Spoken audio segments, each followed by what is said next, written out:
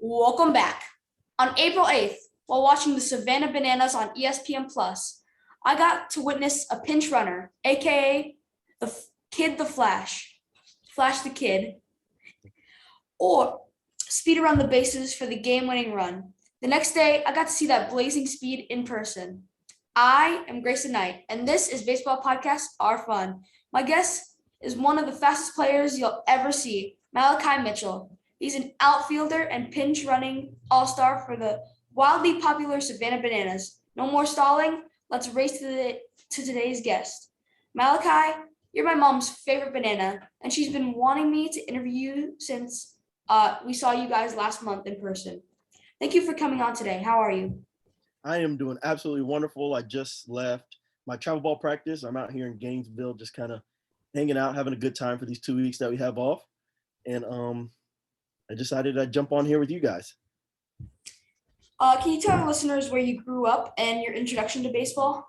Gotcha. So I grew up in Gainesville, Florida, born and raised. I went to Glen Springs Elementary, Westwood Middle School, and Gainesville High School. I didn't start playing baseball until I was about 8 years old. My dad put me in t-ball. I skipped coach pitch and all that stuff. I was kind of hanging out and doing some gymnastics. I did gymnastics for a few years. That's where I learned how to do my flips. And then I kept playing baseball through middle school. That's when I started right back up. So, are you experienced with dancing and choreographing? So I do have a little bit of dancing background. One of my babysitters in middle school used to choreograph, and we choreographed a dance to the song "Run It" by Chris Brown. So I could always boogie a little bit. I loved listening to music. I loved dancing. I was never uncoordinated when it came to dancing. So when it came to banana ball and playing with the bananas and needing to dance on the field, that was just something I did anyways. So it wasn't anything out of character of You me. do you make up your own dances, or does someone make them up for you? For the bananas, Mm-hmm. Maceo, the dancing first base coach, makes up all of the dances. He's a dancer and a choreographer. Mm-hmm. How do you relate to him? I do not relate to Maceo. What do you mean? Like as How are you like connected with him in any way? How are you the same? Oh, so me and Maceo are, I would like to say we might be twins. We are the exact same. We listen to the same music. We love doing the same dances. Sometimes, like in the pregame locker room, when we're listening to music and we're dancing around in the locker room, we'll bust out the same move to the same song, just kind of just almost like twin flame, just kind of brains connected in a moment. Do you know how to do all the moves Maceo knows how to do? No, Maceo is such a better dancer than I am. Um, there's some moves that I couldn't do if I tried. I would have to practice for years. Mhm. So on April 9th, when we actually saw the game, we were on the first base side, Mhm. and Macy was so close to us, so I was just like yelling at him to do some dances. I was like, "Moonwalk, Maceo," and he pointed at me and was like, and just started moonwalking backwards. I think that's one of Macio's signature moves. He's got the moonwalk, and then he has the wrecking ball. They put it Yes, out every game. I was doing the interview up top when he did that. Uh-huh. Mhm. Is it true your dad was a Gator and Olympic track star? Yes. So my dad graduated from UF. He was a three-time Olympian in the 100 and the 4x1. He has a gold, silver, and a bronze medal. He's also a former world record holder in the 4x1, and he's also a two-time world champion. If you guys know about world championships, that's every 2 years, and the Olympics is every 4 years. Did he train you at all when you were a kid? Not when I was a kid. We would do some long distance stuff because it was back before science came out and sprint work was better than long distance work for baseball athletes. Um, so when I would go to his house, he lives in Orlando. When I would go to his house, he would always make me do long distance running, and I probably did that for 2 years on and off. But then after that, while I was in Gainesville, I did sprint work with a guy named Tim Montgomery, who is also an Olympian and a world record holder in the 100, and he ran with my dad. So I was basically getting the same training in Gainesville that I would if I was back home with my dad. Did at any point you knew you were the fastest kid around, and also did you get your nickname, or did some person just like, hey, Flash the Kid? So originally my freshman year in college, this was when Flash Gordon, like Flash Gordon Jr., he was real big in the big leagues, but I felt like I was the original Flash. In high school, my senior year, that was when me and my friend Kyler, we were middle infielders together. He was second baseman, I was shortstop, and we loved superheroes. So he was like the Green Lantern, and I was the Flash. And what's up? I've seen that. I saw that picture on Instagram with you when you're like doing the Superman pulling out your shirts and you're Yep. Flash and he's green. Yeah, so that was at our my senior banquet, and I think it was his freshman year, and that was where the nickname originated. And then it just kept going all the way through college. But then my freshman year in college, that was when SoundCloud rapping was big. So me and a couple of my teammates, we would do SoundCloud rapping, and we had our nicknames on there, and mine was Flash the Kid. And that was also around the same time I found out like I was one of the fastest guys in a game of baseball. My dad was also the fastest too when he was growing up. So besides baseball, what other sports did you play while growing up? I know you said dancing, but did you compete in like track and field? No, so I didn't compete in track at all. The only other sports that I did was gymnastics, and I didn't even compete in gymnastics, but anything competitively, I only played baseball. Okay, so you were only like in like competitions in baseball. Yes. Like I Uh, did some lacrosse here and there, but I didn't play anything competitive. I did gymnastics. What else did I do? I did some men's volleyball in middle school, but that wasn't competitive because they didn't have a league. It was just like schools playing against other schools, but that was about it. So I read that you went to Florida A&M University in Jacksonville for college, and later in Savannah State. Did you consider the University of Florida since you have that connection? I did consider to go to UF, but the story behind that was my junior year.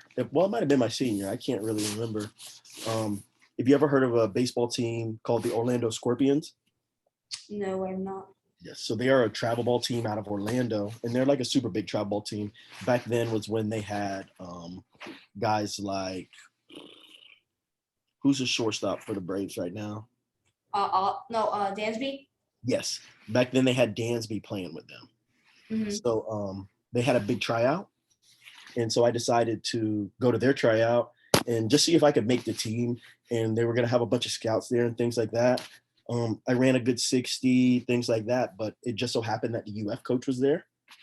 The UF coach ended up calling FAMU's coach, and this was the year they had guys like Richie Martin, and that year they won the College World Series. Mm-hmm. That coach called Coach Shoup and was like, hey, I saw a guy at this Orlando Scorpions tryout. He can fly, he can play some ball. I've seen him play plenty of times, but he doesn't have any room for me because that year all 9 of his players got drafted. So I wasn't going to start a single inning. I was going to redshirt or something like that. So he wanted to find me a place where I could play right away. So he called FAMU. They came and watched me play only 2 games on one weekend. And the next week I had my unofficial visit, and they offered me my scholarship there. And that was when I committed. So how did your college career go? My college career was honestly below average. I didn't steal a lot of bases. I didn't play much. And it wasn't because like I couldn't play. It was just the positions that I played just happened to be filled by JUCO guys coming in, JUCO Gold Glovers, things like that. So I ended up being the captain of like the late inning guys. Like every team has like their signature closer who's going to come in, throw fuzz and get people out. Well, we had like our signature late inning guys where it was like we had our closer, we had like two DHs. It was me and my friend Rob, and like we were also the position players. So when there was something that came up to where like there needed somebody to be thrown out from the outfield, or we needed a for sure out at shortstop or second base, we needed to get some outs on the mound, our coach would tell us to go warm up in innings 7, 8, and 9. That was when we would come in and we would just kind of change the game. We'd get two ABs like back to back, we'd get on base, rip bags, and just kind of flip the game right from there. So being only able to play 3 innings, my stolen base average, just isn't there, just because I didn't steal a lot of bases, because, we were kind of playing base to base at those points of the game. And then my batting average isn't high either, because even though we're bringing our closer in, I'm also facing their closer. So it's kind of tough to be able to play like that for 4 years, which is why I transferred. So do you think you played a little bit better when you were in Savannah State? So when I was at Savannah State, I played a million times better than I did at FAMU. And that was only because I played every day. Like if fall numbers were posted in college, you would see my fall numbers playing every day at FAMU were absolutely phenomenal. And so were they at Savannah State. This was when COVID hit. So the only numbers I have were the ones from Savannah State during the fall. I batted 409. I think I had 18 bags, on pace for like 121 on the season. I had 3 doubles. It was just like super good season for my senior year. How much fun did you have playing baseball? How much fun do I have playing baseball? Now with the Bananas, I have too much fun. That's great. Mm-hmm. You can't complain about having too much fun at all. Mm-hmm. But when you were playing, like when you play competitively for so long and having fun is just something that's not accepted, it's kind of hard to have fun on the baseball field. So now it being welcomed for you to have fun on the baseball field, it just makes you feel good and make you feel comfortable playing, a kid's game. So can you share me like the secret behind base running? What can you share with me and my teammates about it? Is it like a skill? Base running is a skill. Base running is a skill and an IQ thing. If there was anything I could tell you about base running that would be a secret, it'd probably be 2 things. It would be follow the ball. If you follow the ball at all times, the ball will tell you what you can do. Like if it kicks, or if somebody drops it, or if there's a cutoff and somebody takes it off the chest because they short hopped them or something like that, the ball will tell you where you can and can't go. That's one secret. And then the other secret is always know what the count is. If you want to rip bags, everybody can rip bags, but it's just a matter of, like, if you're slow, you can't steal on a fastball. So you have to look for off-speed counts. So that's what you would like to do. And that's one thing that I have to do in banana ball, is look for off-speed counts, because if it's not an off-speed count, they're probably pitching out and trying to get me out. So I'm one of the fastest on my team, but I'm not the greatest base runner. So what can you like say to me to get me better? First thing I would say is get comfortable on the bases. Immediately once you're comfortable on the bases, your brain will clear up and you can think better. And then the second thing would be stop worrying about getting out. If you have to worry about getting out, then you can't worry about what you can do best, which is run. If you play aggressive on the bases and you know how far your lead is all the time, and you can get back safely, or if I'm 12 feet away from the bag after my secondary, I can still be safe at first base. Now you don't have to worry about getting out. As a base runner who's fast, you have to know I can't get out. There's no way possible they're going to get me out in no matter what circumstance. So then you can just worry about running and following the ball, right? Yes. So thank you for sharing that with me. And I hope my teammates are listening so they can also get better at base running too. Heck yeah. So what is your approach on the base paths? My approach on the base path immediately when I get out there is rip a bag. It doesn't matter what happened. It doesn't matter if I got on by an error. It doesn't matter if I hit a double. I'm going out there to rip a bag. I'm going to go out there. I'm going to get my lead. Then I'm going to look and see what the pitcher looks like. If he's fast to the plate, if he's slow to the plate, does he slide step, or does he have a high leg kick? If he has a high leg kick, that means he's slow to the plate. But he can also have a slide step and be slow to the plate. And if that's it, then I'm going to rip a bag. I'm going to get to second base. And then after that, I like to know how many outs I got. My best circumstance is be on base with no outs, because that means I can score without somebody hitting. If somebody gets out, I can also score. If I get on first base, steal second, steal third, and the batter only took 2 pitches, all he has to do is hit a ground ball to shortstop, and we're up 1 run. So that's my mentality as a base runner: is get on base. Let's say it's Bill Leroy hitting. Hey, Bill, give me 2 or 3 pitches, and I'll get to third base for you so that you can lead the league in RBIs, right? Always push-pull, but it's also very aggressive all the time. So what is your lefty approach? Are you aggressive with lefties? Yes, honestly, I'm more aggressive with lefties than I am with righties, and that's only because they're looking at me the entire time. Just as if, like, you're not the greatest base runner, but you're fast on the bases. Lefties sometimes aren't the best pitchers. Pitchers have too much to worry about up here in their brains because they have to worry about throwing a pitch, throwing it for a strike, hitting their spot, and all this stuff. Now imagine if the lefty comes set and I'm 30 feet off the bag and he's looking at me. Now he's sweating and he wants to pick off, but I know he's picking off because I'm 30 feet off the bag, right? So I'm just going to go on back and I'm just going to scare him into thinking about me most of the time. And then I'm going to steal a bag in front of his face. So have you ever been caught stealing as Banana? Yes, I've been caught stealing 3 times. And those were my first 3 times were this year as a Banana. So 2 years I've gotten caught stealing 3 times. One of them I was safe, and then the other 2 I was out. One was a bang bang by Brady West. Just absolutely amazing throw by Brady. Hats off to him. And Coach Viro on the Party Animals, Adam Virant, we made a bet that for every 2 bags that I steal, he has to buy me a hamburger, and every time that they throw me out, I have to buy him 3 tacos. So I owe him 9 tacos, and he owes me 6 hamburgers. Oh my God! And that's just for 1 season? Yeah, that's just for 1 season, or maybe it'll keep rolling all the way through. Mm-hmm. We'll see. We'll probably talk about it if he's coming to Kansas City. Mm-hmm. What was your tryout like when you were trying out for the Bananas?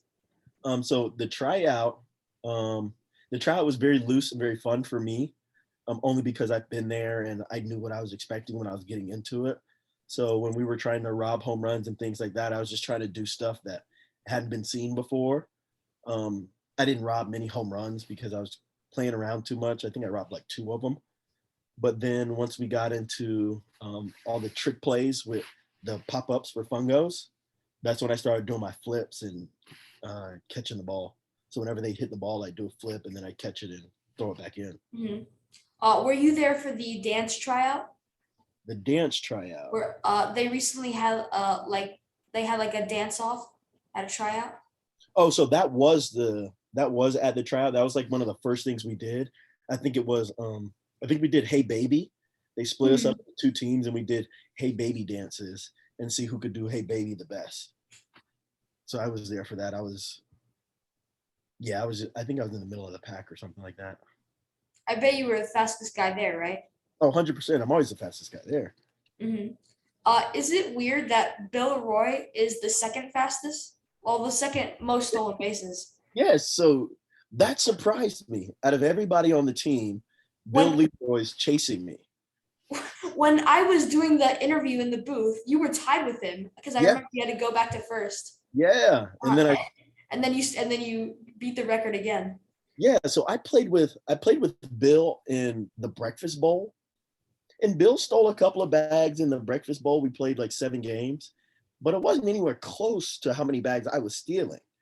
So then when we came to, after the second weekend in Daytona, playing banana ball, and me and Bill were tied, I was like, I had to text him. I said, hey, Bill, hey, stealing bases in your job. You're supposed to be funny behind the plate. like hit the ball, don't steal. Yeah. Hang out get on base, I'll run for you. Yeah, that's what I thought I was gonna do. But then he started getting 8, 11 bags. They're just gonna let him keep running. I'm not mad at him, but hey, dude, that's my job. Do you like stealing first base? Oh, I love stealing first base. I look for it when I get into the box. I look for the opportunity to steal first base. And I honestly talked to Barry and I asked him the rules of stealing first base because if I was leading off the inning, what I wanted to do was immediately when the pitcher started his windup, take off for first. Because if I could steal first base like I was stealing second base, I think that would go viral. If I steal Oh my first god. base and the pitcher's out of the windup. But he said I had to wait for I think A I had to pass wait for it ball. to make it to the catcher or something like that. Mhm. So I couldn't steal it off rip like that. Uh, so here, what we talked about before. Let's talk about your viral video that went viral on TikTok. Yes. So I was calling the game in the booth on ESPN Plus with Bigo on April 9th when you came up to bat. Mhm. How did next went viral on TikTok and social media? Would you like to tell the listeners what happened? Yes. So that was honestly the first game I was starting, and we were going over entertainment in the locker room. And me and Reese Hampton, the center fielder, we share. He's my locker buddy, so he's my locker neighbor, and they were giving him, I think, 3 walk-ups for that day. It was going to be the Harlem Shake, the PGA Tour, and then the crowd surfing.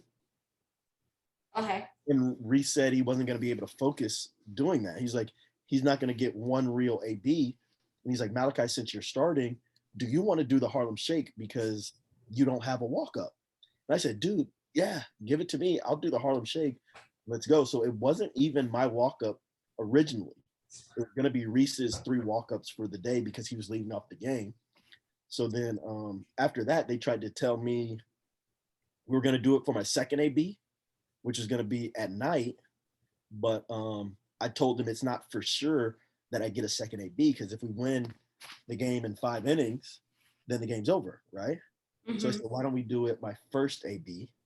And that was when we practiced it and we just said, all right, we'll plan it then. And they had all the costumes ready in the bottom locker room. Like when I was doing in the booth, I didn't know what the Harlem Shake was until like a few days ago when I was researching you. So when the camera turned and there was like all these people in Incredibles costumes, I'm like, what is this? I've never seen this before. It's so cool. Yes. So 2011, there was a viral video in Harlem. They made this song called the Harlem Shake, and it had nothing to do with craziness or costumes or anything like that. It was just a cultural song for the people of Harlem.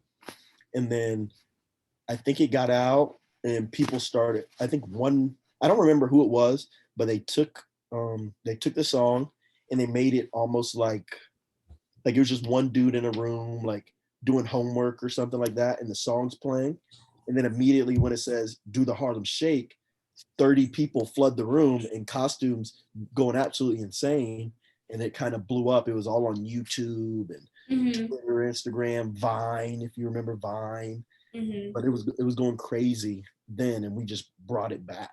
I wonder if the Harlem Globetrotters have done one. Probably. They probably have. Yeah. So it was whose idea to do it? It was Reese's idea, right? So it was Reese's walk up, but it wasn't his idea. It was Zach Frangelo. Oh yeah. Director. So he comes up with all of those things, and he gave Reese all 3 of those walk ups, and Reese passed one to me, just being nice. We recently interviewed him 2 weeks ago, I think. Yes. Malachi, we can tell from your Instagram that you've signed a contract to play baseball in Austria this beginning of the summer. How did that come about? So I was at the Florida minor league camp in Tampa. I think it was like February 10th. And I was trying out for a bunch of independent ball teams here in the US. They're like up north for the Frontier League, Pioneer League, and all those leagues. But when I have some coaches that coach with me back here in Gainesville, they saw a post on Facebook about a team in Europe that was looking for a middle infielder. And I'm a middle infielder at heart. I just play outfield with the Bananas. And when I go play professional baseball here, because everybody wants to see me run and they think I'm a better outfielder than I am an infielder just because I can run. They tagged me in the post. I messaged the guy. He did his research on me, and he was just like, "Yeah, I'll take you. Like, let's do this. I'll send you a contract. You just got to go get your passport and stuff, and we'll handle the rest." And that's how that came up. It was like a Out of the 3-day blue. conversation. Mm-hmm. Are there any like Americans you know on the team? They say yes. The apartment that I'm sharing with somebody when I get over there is going to be an English speaker. I think he's from here. They call us imports. So one import will be over there sharing the apartment with me. So I don't think I'm going to be too lonely. So, do you know anyone that's going to be on the team? Not a single soul. I don't Hey. know anybody there. Are you going to be back for the world tour? Yes, That's I'm you? going to come back for the world tour. They should be doing something in the fall. I don't know what they're doing. I heard a lot of talk about it. So hopefully I'll be back for the fall as well. So I like to end each interview with some rapid fire questions. You can answer with as much or as little info as you want. You ready, Malachi? Yep. Barry Bonds and Roger Clemens. Do they deserve to be in the Hall of Fame? Yes. And why is that? They're the greatest of all time. You think so? Oh, 100%. Do you think steroids, maybe having steroids affects that? I do not think steroids affects that at all. It doesn't matter how much steroids you take, you still have to know how to play baseball. If you're a good baseball player, you're a good baseball player no matter what. Steroids don't affect how well you can hit a baseball. If you're great at hitting a baseball or good at throwing one, you're going to be great on or off steroids. It doesn't really matter to me. Gainesville or Savannah? Why? Gainesville, because it's cheaper. It's more of a college town. Savannah is very touristy. I like to have my drinks. And in Savannah, the drinks are expensive. In Gainesville, the drinks are less expensive. Do you think that growing up there has an effect? Oh, 100%. Because when I'm in Savannah, I have to use a GPS to get everywhere. But when I'm here in Gainesville, I You know everything. yeah, it's just home. So, do you live in Gainesville? Yes, I live in Gainesville. I just have a host family in Savannah. Do you remember the last person who beat you in a race? The last person who beat me in a race was my travel ball coach, Essex Sneed. He was the last person to beat me in a race. Who is the second fastest banana or party animal? Second fastest banana or party animal would probably be Jacob Teston or Stephen Felton. What is your favorite baseball movie of all time? Major Leaguer. Was that? Oh. Did you say Major League? Major Leaguer. Major Yes. Leaguer? Major League. Okay. Did I say Major Leaguer? Sorry. Yeah.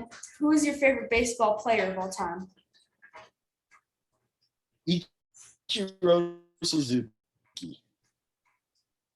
So I have like a story. Can you hear me? Yeah, I can hear you. So I recently started doing something that Ichiro does. You know how he just like points his bat out? Like Yep. I recently started doing that now. And do you know why he does that? It lines up his shoulders and his head. That's exactly what I was going to say. I love it. I do it every single time. And then I hit a ball far. Because your shoulders are good. Mm-hmm. Once you do that, you can know what path you just have to swing from. It's really, really easy. Exactly. And if you want to add to it, when you do that, focus in on the bat and make the pitcher blurry, and then focus in on the pitcher, and then drop the bat so you can see the pitcher real clear. Okay. And finally, what has been your favorite baseball experience? Playing with the Bananas, 100%. Thank you, Flash the Kid. I love that you came on the show, and I love the energy you bring when you play. Did you have fun today? Yes, I had a great interview. I appreciate it, Gray. Well, thanks a bunch, Flashy Kid. If you want more information about Malachi Mitchell, go follow him at Malachi_Mitchell. That's MALACHI_Mitchell on Instagram. Or check out some of his videos with the Savannah Bananas on their Instagram or YouTube channels. And you can help my show by subscribing to Baseball Podcast Are Fun on our Spotify and YouTube pages and following at Baseball Podcast Are Fun on Instagram. Next week, I think we finally get ball player Dalton Cornett from the Party Animals. Until then, I am Grayson Knight, and this was Baseball Podcast Are Fun. Don't forget to swing for the fences. See ya.